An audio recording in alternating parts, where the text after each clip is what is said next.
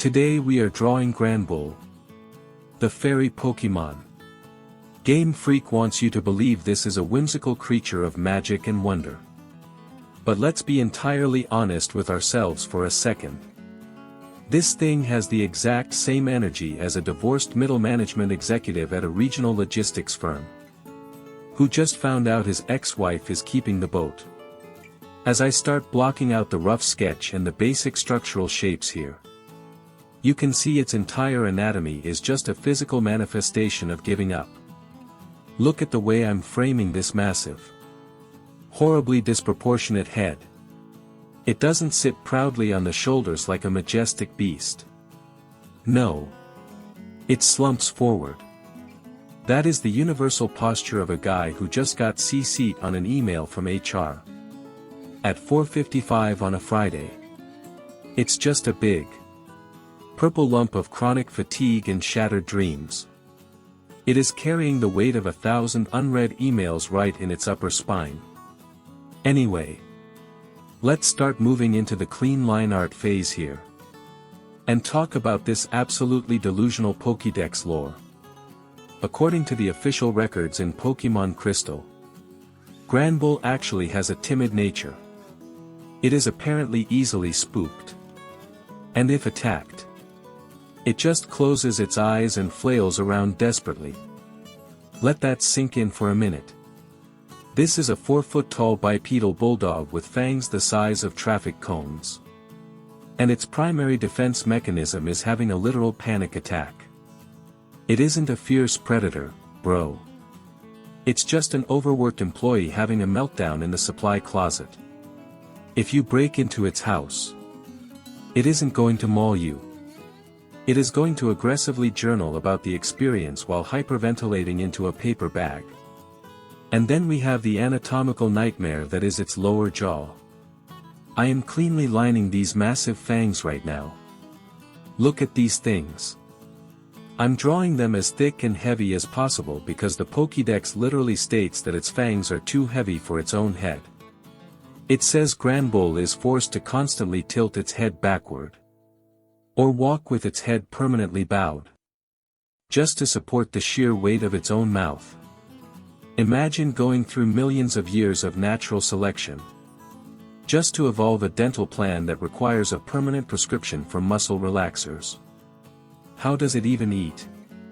It defies all known laws of biomechanics. If it trips and falls forward, those fangs are acting as ground stakes. It isn't getting back up. It has permanently anchored itself to the earth. It's the ultimate evolutionary joke. Your trainer would have to spend thousands of $dollars a month on specialized chiropractic care, just so this thing can look straight ahead. It is not a companion. It is a walking liability claim.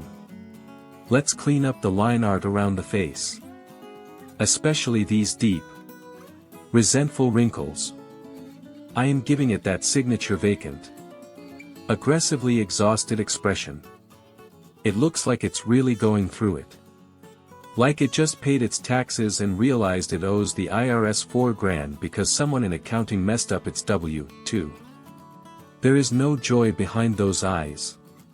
Just pure, unadulterated dread for the upcoming Monday. Now that the line art is finished, let's start laying down some flat colors.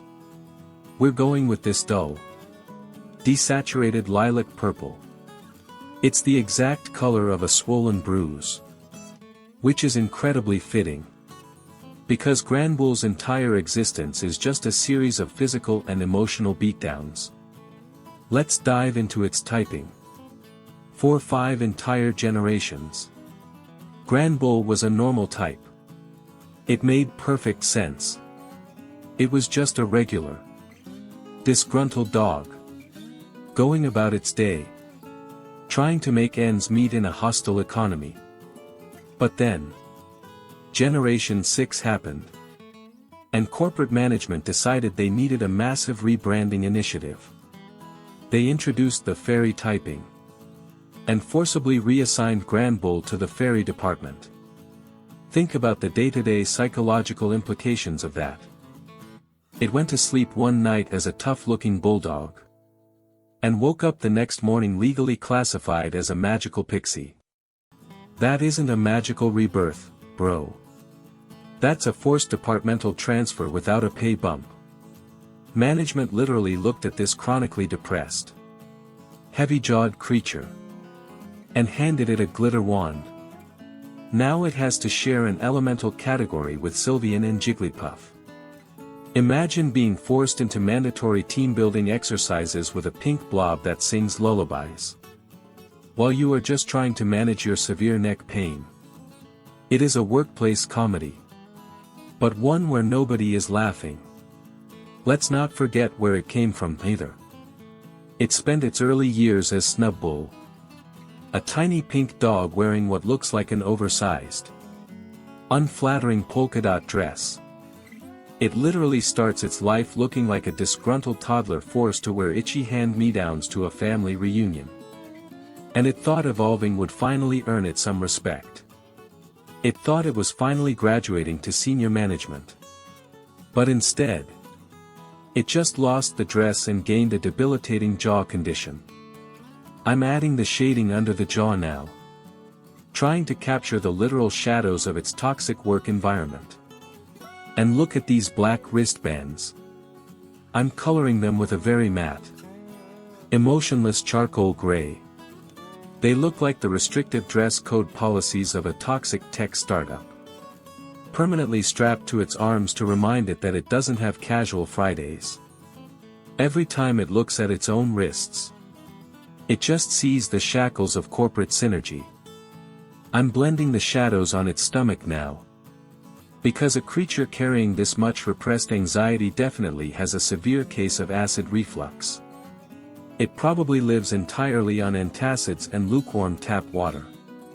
Just laying down these tones to really emphasize that Granbull hasn't had a full 8 hours of sleep since 1999. As we move into the final detailing, highlights, and background work, let's look at how this absolute fraud actually performs in the video games. It has a massive base attack stat of 120. On paper, that sounds terrifying. In reality, it's completely useless, because its base speed stat is 45. 45. Bro. A literal stationary houseplant photosynthesizes faster than this thing can throw a punch. It just stands there on the battlefield, processing the situation with dial-up internet speeds, while the opponent sets up Swords Dance 3 times.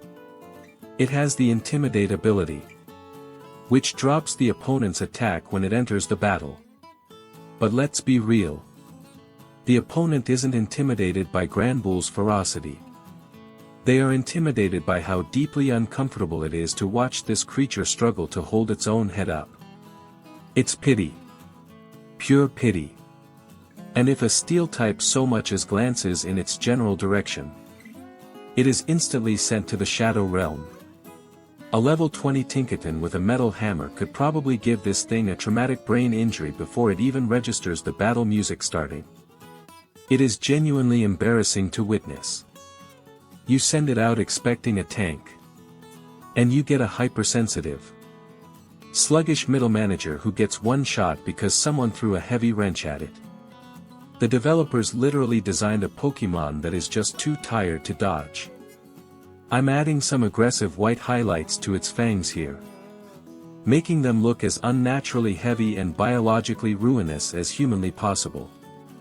Adding a bit of drool, just to really sell the absolute lack of dignity. And throwing in a dark, oppressive background to match its internal state of mind. And there we have it. The finished masterpiece. A beautiful, highly detailed monument to poor posture and forced corporate rebranding. Look at it.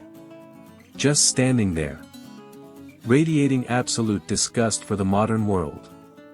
It teaches us a very important, grounding philosophical lesson. No matter how fierce you try to look on the outside, the universe will still find a way to reclassify you as a fairy and completely ruin your center of gravity. So, yeah. If you want to see me sketch and roast more tragic victims of the Pokemon world, do the usual internet things. Like the video. Drop a comment if you've ever felt as biologically cursed as this Granbull. And subscribe if you feel like it. Or don't. I'm going to go ice my lower back and rethink my career choices. Goodbye.